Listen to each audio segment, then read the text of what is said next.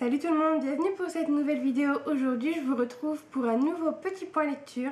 Ça fait super longtemps que je vous en ai pas fait, je crois que ça fait au moins 2 mois depuis le début de mon stage en fait.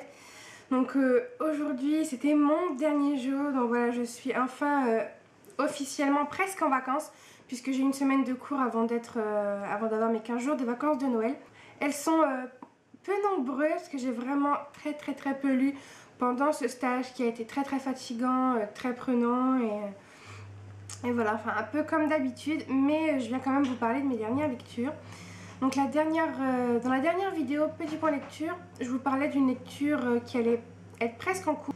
La dernière fois, je vous parlais d'un livre que j'allais bientôt commencer qui s'appelait Bleu Cerise si je ne me trompe pas, que je n'ai pas pu commencer parce qu'en fait c'était un tome 4 et je l'avais emprunté à la médiathèque comme ça sans faire attention, et vu que c'était un tome 4 et que impossible de trouver les autres tomes, ben, je l'ai rendu et donc je n'ai pas commencé cette saga. Mais j'ai lu un autre livre que j'avais aussi emprunté à la médiathèque qui s'appelle La valise d'Anna, dont je ne me souviens plus le titre de l'auteur, donc je vous le mettrai là dans la vidéo.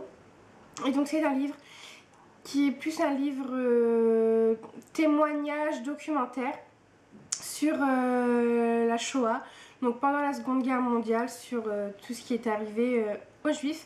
Et en fait le livre est découpé en plusieurs parties. Au début on est au Japon, donc au début du XXe siècle je crois, et une jeune professeure japonaise se dit que on n'en apprend pas assez à ses élèves sur ce qui s'est passé pendant la Seconde Guerre mondiale, et elle va faire des recherches et elle va vouloir ouvrir un musée. Elle va donc contacter plusieurs musées, dont le musée d'Auschwitz, qui va lui fournir des objets qui ont appartenu aux Juifs pour qu'elle puisse ouvrir ce petit musée pour ses élèves. Et dans ces objets il y a une valise, et c'est la valise donc de la petite Anna, qui est l'une de ses enfants parmi tant d'autres qui a été prise dans la Shoah et à qui il est arrivé toutes ces choses horribles que l'on connaît. Donc voilà, c'est un livre très touchant, très émouvant, comme tous les livres sur la Shoah, comme tous les livres qui traitent de guerre, de la Seconde Guerre mondiale, de la Première, de toutes les guerres. De toute façon, quand on lit un livre comme ça, c'est forcément émouvant. Donc j'ai beaucoup aimé le fait que ce soit une histoire vraie, même si ça prend quand même... je trouve que moi ça me bouleverse encore plus quand c'est de la fiction. C'est bouleversant parce qu'on sait que c'est arrivé, enfin peut-être pas mot à mot, mais que ces horreurs se sont passées. Mais là c'est vraiment une histoire vraie, ces gens ont existé et il y a des photos dans le livre. Donc malheureusement je ne peux pas vous montrer parce que je l'ai lu début octobre et que là on est mi-décembre et que forcément je l'ai rendu depuis. Mais je vous mettrai la couverture du livre. Et puis voilà, n'hésitez pas franchement, si vous pouvez lire ce livre, à le lire. C'était une très bonne lecture. Et ensuite j'ai enchaîné, comme je l'avais prédit dans mon précédent point lecture, avec le tome 2 de Birthmarked, donc Banni de Kara M. O'Brien, que j'ai tenu pendant presque tout le mois d'octobre et bien 15 jours au mois de novembre, si ce n'est un peu moins. Enfin bref, je l'ai vraiment traîné pendant très longtemps. J'ai eu des semaines où j'ai travaillé aux urgences, c'était juste pas possible, je rentrais sur les genoux, donc je lisais pas, même les jours dans le service, c'était vraiment très sport. Donc je lisais très peu le soir, je m'écroulais de fatigue dans mon lit, je regardais même plus la télé, enfin même plus les vidéos sur YouTube, enfin je faisais vraiment plus rien de mes semaines que aller travailler. Mais j'ai quand même réussi à avancer un petit peu dans mon livre et j'ai quand même appris très beaucoup. J'ai quand même beaucoup apprécié ma lecture. Le tome 2 est aussi bon que le tome 1. J'ai été très heureuse de retrouver Gaïa, notre jeune sage-femme, qui je ne peux pas vous le dire parce que je vais vous spoiler. Bravo. Donc j'ai été très contente de retrouver notre jeune Gaïa, notre jeune sage-femme, qui est toujours aussi attachante mais toujours aussi déterminée. Et je peux pas vous raconter le pitch du tome 2 parce que sinon je vous révélerai ce qui se passe à la fin du tome 1. Donc je vous laisse le découvrir vous-même si vous voulez aller lire le résumé. Et vraiment gros coup de cœur. Encore une fois, beaucoup d'action. Là, on a un côté très féministe qui aurait pu beaucoup me plaire. Mais en fait, on se rend compte que ce côté très féministe est un peu malsain sur les bords. Et notre jeune Gaïa va tout faire, voilà, pour que ça change. Elle aussi, au début, elle croit comme nous que tout est beau, tout est rose, tout est beau. Et ce n'est pas le cas. Donc voilà, je vous laisse aussi découvrir ma chronique si vous le voulez sur le blog. Mais c'est un super bouquin. J'ai hâte de lire le tome 3 qui promet certainement aussi plein de rebondissements. Donc voilà, une saga que je vous recommande chaudement. C'est vraiment, je pense, l'une de mes sagas coup de cœur de l'année 2013. Ensuite, donc, troisième livre que j'ai lu sur ces 2 mois, donc que j'ai lu juste après Banni. Donc il s'agit de ma petite Pénélope. Donc Pénélope Green, le tome 2, l'affaire Blue Water de Béatrice Beauté. Je vous l'ai encore dit dans une vidéo la semaine dernière. Pénélope Green, c'est une héroïne coup de cœur.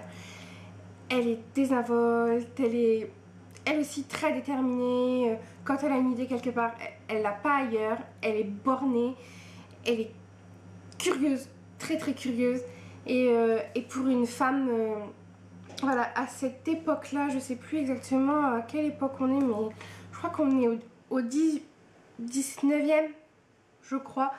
Et là, c'est juste génial. Sa relation avec Cyprien est tellement particulière et en même temps on peut pas parler d'histoire d'amour mais on peut pas parler d'une simple histoire d'amitié.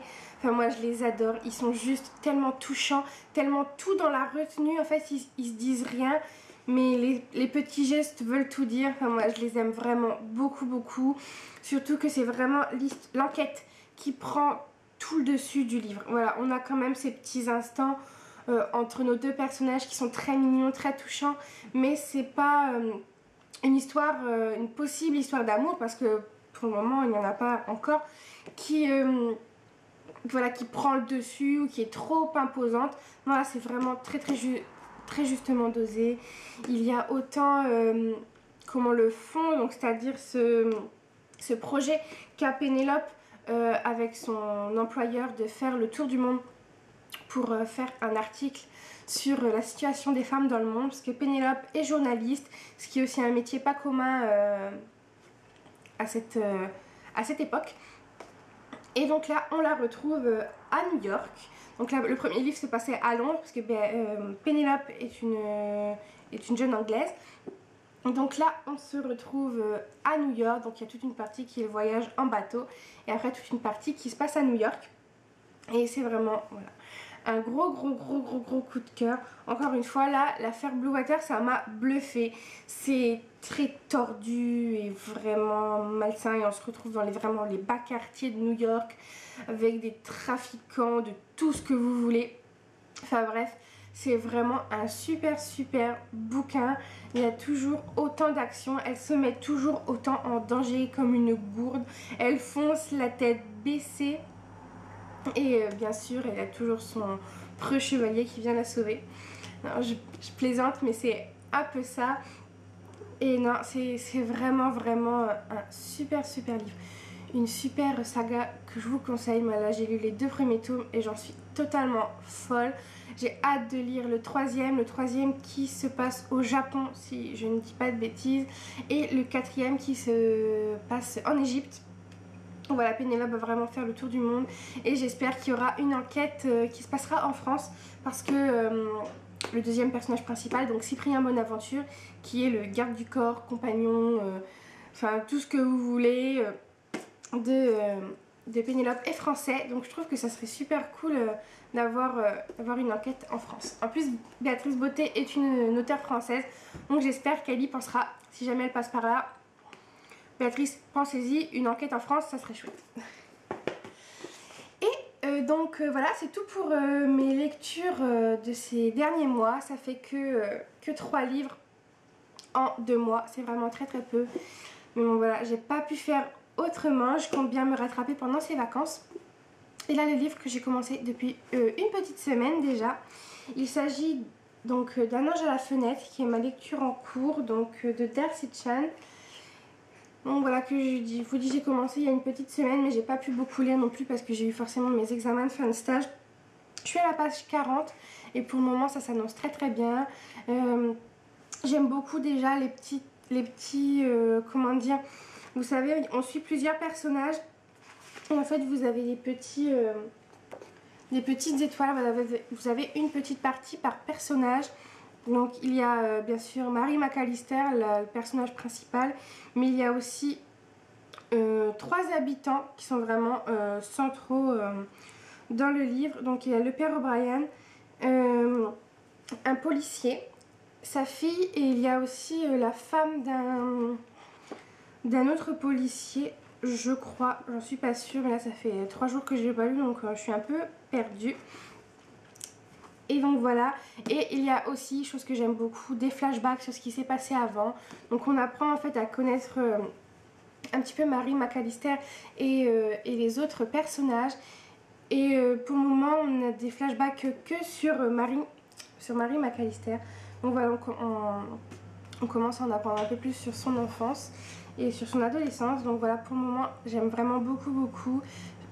L'écriture est vraiment très belle, elle m'apaise vraiment. Je sais pas si c'est parce que c'est très simple, mais moi c'est exactement ce qu'il me faut et je pense que ça va être vraiment un très beau livre.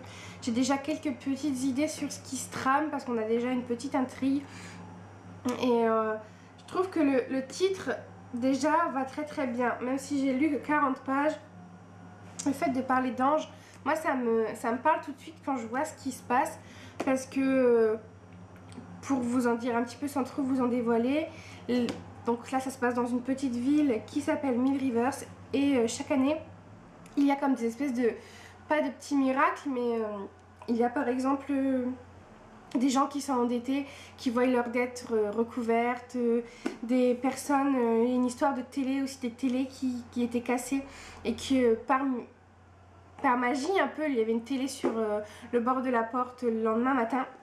Voilà, il y a des espèces de petits miracles comme ça et on se doute que c'est pas, voilà, c'est pas tombé du ciel, il y a bien quelqu'un qui fait ça pour les autres. Et j'ai hâte vraiment de découvrir tout ça et de pouvoir vraiment me plonger dans ce livre qui m'a l'air vraiment très beau. Très c'est tout pour ce petit point lecture. Donc n'hésitez pas à me dire si vous avez lu ces livres et ce que vous en pensez.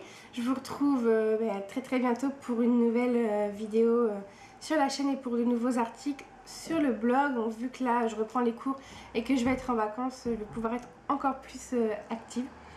Donc voilà, je vous fais plein de bisous et je vous dis à très vite. Bye!